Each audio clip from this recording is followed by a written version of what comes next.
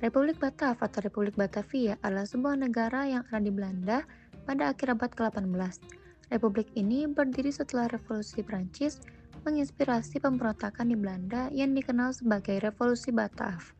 Pemberontakan ini dimulai pada tahun 1789 ketika pasukan Prancis menginvasi Belanda dan menggulingkan Republik Belanda yang lama. Republik Batav didirikan pada 19 Januari 1795 yang merupakan negara yang didasarkan pada prinsip-prinsip republik dan ide-ide revolusi Prancis, termasuk demokrasi dan kesetaraan. Negara ini memiliki sistem pemerintahan yang terinspirasi oleh model Prancis dan berusaha untuk mereformasi struktur sosial dan politik Belanda.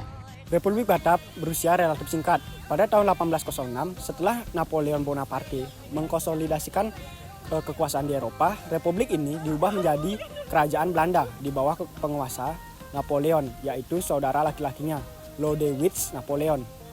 Perubahan ini menandai berakhirnya Republik Batav dan dimulainya era baru dalam sejarah Belanda sebagai bagian dari kekaisaran. Apa tujuan pembentukan Republik Batav? Tujuan utama pembentukan Republik Batav adalah yang pertama, mengikuti arus perubahan. Belanda ingin mengikuti jejak negara-negara Eropa lainnya yang telah melakukan revolusi dan mendirikan republik. Ide-ide tentang kebebasan, persamaan, dan pemerintahan yang berdasarkan hukum menjadi sangat populer dan mendorong munculnya gerakan-gerakan revolusioner dan berbagai negara termasuk Belanda.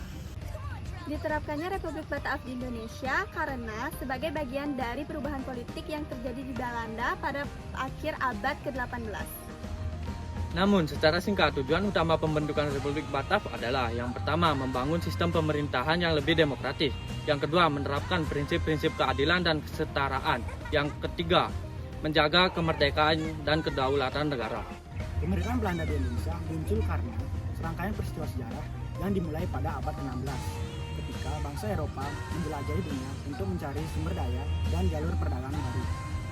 VOC atau Perusahaan India Timur bersatu dalam bahasa Indonesia yang didirikan pada tahun 1602. Perusahaan ini merupakan salah satu entitas perusahaan terbesar di dunia yang melakukan uji coba secara besar-besaran. Salah satu perbedaan utama antara VOC dan kolonial Belanda adalah tujuan mereka. VOC didirikan dengan tujuan utama untuk mengendalikan perdagangan rempah-rempah seperti cengkeh dan pala. Sangat berharga pada saat itu dan merupakan komoditas penting dalam perdagangan global. VOC tidak hanya memiliki hak untuk membangun perdagangan di Hindia Timur, tetapi VOC mempunyai militer yang sangat kuat dan bebas membangun benteng-benteng di wilayah tersebut. Tujuan utama VOC adalah mengambil alih rempah-rempah yang ada di wilayah tersebut seperti cengkeh, lada, dan kayu manis. VOC beroperasi untuk mengamankan sumber daya alam dan memonopoli perdagangan dari wilayah-wilayah yang dikuasainya. Selain perdagangan, pemerintahan Belanda juga tertarik untuk memperluas kekuasaannya, mengendalikan sumber daya, dan memajukan agama dan budaya Belanda. Kolonialisme Belanda seringkali mencangkup pengambil alihan tanah, eksploitasi sumber daya alam, dan pengenalan sistem pemerintahan yang diatur oleh Belanda. VOC dan kolonial Belanda juga berada dalam pendekatan mereka terhadap penduduk lokal di wilayah-wilayah yang mereka kuasai. VOC umumnya berfokus pada perdagangan dan meskipun mereka berinteraksi dengan penduduk lokal, mereka tidak memiliki tujuan utama untuk mengubah struktur sosial dan budaya penduduk lokal. VOC lebih suka bermitra dengan pemimpin lokal jika itu menguntungkan perdagangan mereka, sedangkan kolonial Belanda cenderung lebih campur tangan dalam urusan internal wilayah-wilayah yang mereka kuasai. Konteks Revolusi Prancis. Pada akhir abad ke-18, Eropa mengalami gejolak besar dengan Revolusi Prancis yang dimulai pada tahun 1789. Revolusi ini menyebarkan ide-ide kebebasan, persamaan, dan hak-hak warga negara. Pengaruh revolusi ini menyebar ke berbagai negara Eropa, termasuk Belanda. Republik Batav di Belanda. Pada tahun 1795, dengan bantuan Prancis, terjadi revolusi di Belanda yang menggulingkan kekuasaan lama dan mendirikan Republik Batav. Republik Batavia adalah negara boneka yang didirikan dengan dukungan Prancis dan menganut prinsip-prinsip revolusi Prancis. Pengambilan aset POC. Seperti yang telah disebutkan sebelumnya, POC dibubarkan pada tahun 1799 akibat kebangkrutan. Pemerintah Republik Batav mengambil alih aset-aset POC, termasuk wilayah-wilayah kolonialnya di Asia, seperti Indonesia. Reorganisasi administrasi kolonial. Pemerintah Republik Batav mulai melakukan reorganisasi dan reformasi di wilayah kolonial untuk memperbaiki administrasi dan meningkatkan efisiensi. Mereka mengirimkan gubernur-gubernur baru dan melakukan penyesuaian kebijakan sesuai dengan prinsip-prinsip Republik. Pengaruh Prancis di Indonesia. Meskipun Republik Batav diterapkan di Indonesia, pengaruh Prancis juga cukup kuat mengingat Belanda saat itu adalah negara boneka Prancis. Selama periode ini, beberapa kebijakan dan aturan Indonesia dipengaruhi oleh prinsip-prinsip revolusi Prancis. Pendudukan Inggris pada tahun 1811, Inggris berhasil menduduki Indonesia selama masa Perang Napoleon di Eropa. Pendudukan Inggris ini berlangsung hingga tahun 1816, ketika Belanda yang telah kembali menjadi kerajaan Belanda setelah kekalahan Napoleon mendapatkan kembali kendali atas Indonesia. Dengan demikian, penerapan Republik Batav Indonesia merupakan bagian dari perubahan politik yang lebih luas di Eropa akibat revolusi Prancis yang mempengaruhi Belanda dan koloni-koloninya. Apakah Prancis pernah menjajah Indonesia? Posisinya seperti apa sih? Nah, Prancis tidak secara langsung menjajah Indonesia. Selama era kolonial, Indonesia lebih banyak berada di bawah kawasan kekuasaan Belanda yang mendominasi wilayah tersebut selama berabad-abad. Namun, ada periode di mana Prancis memiliki pengaruh di kawasan Asia Tenggara, terutama di wilayah Indonesia, sekarang Vietnam, Laos, dan Kamboja, tetapi tidak secara langsung di Indonesia. Sistem tanam paksa atau Kulturstelsel adalah kebijakan kolonial Belanda yang diterapkan di Indonesia pada tahun 1830 sampai 1870. Dalam sistem ini, petani pribumi diwajibkan menanam tanaman ekspor tertentu seperti kopi, tebu, kakao, dan teh di sebagian lahan mereka. Hasil tanaman ini harus dijual kepada pemerintah kolonial Belanda dengan harga yang telah ditentukan, biasanya jauh di bawah harga pasar. Kenapa Belanda melakukan sistem tanam paksa di Indonesia? Hal ini bisa terjadi karena yang pertama untuk pemulihan keuangan Belanda. Pada awal abad ke-19, Belanda menghadapi krisis keuangan akibat perang melawan Napoleon dan kerugian dari wilayah jajahannya. Sistem tanam paksa diterapkan dapat mengisi kas negara dengan cepat melalui ekspor hasil bumi dari Indonesia. Yang kedua, eksploitasi sumber daya alam. Indonesia memiliki sumber daya alam yang berharga seperti kopi dan gula yang sangat diminati di pasar internasional. Dengan memaksa petani lokal menanam tanaman-tanaman ini, Belanda bisa memaksimalkan keuntungan ekonomi mereka. Yang ketiga, monopoli dan kontrol ekonomi.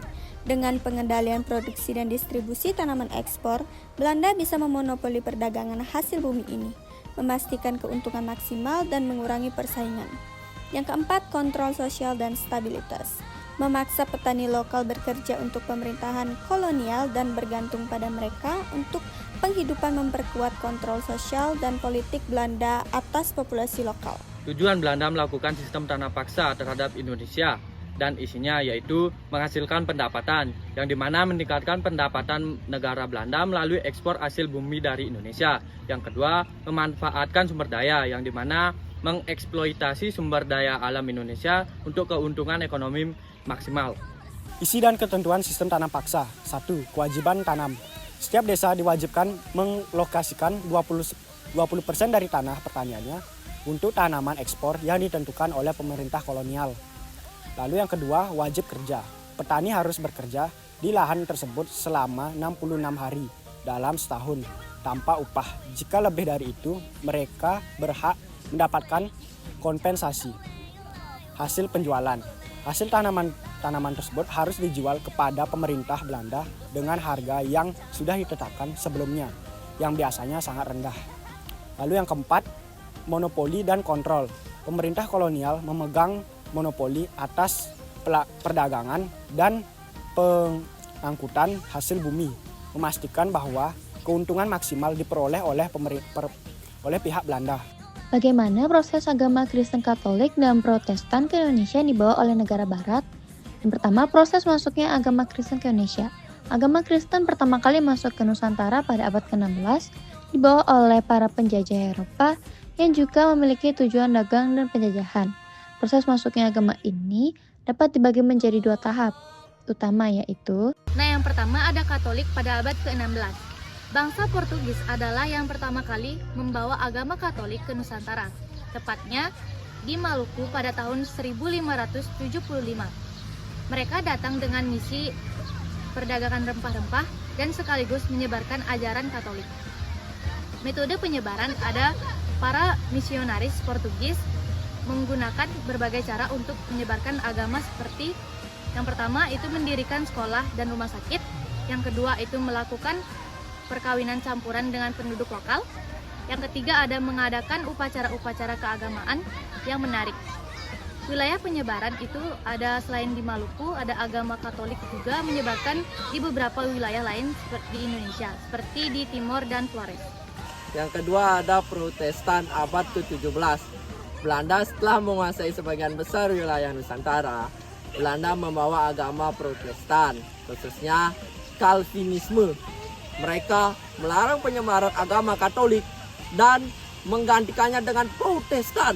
Metode penyebaran agama seperti Portugis, Belanda juga menggunakan berbagai cara untuk menyebarkan agama seperti lainnya.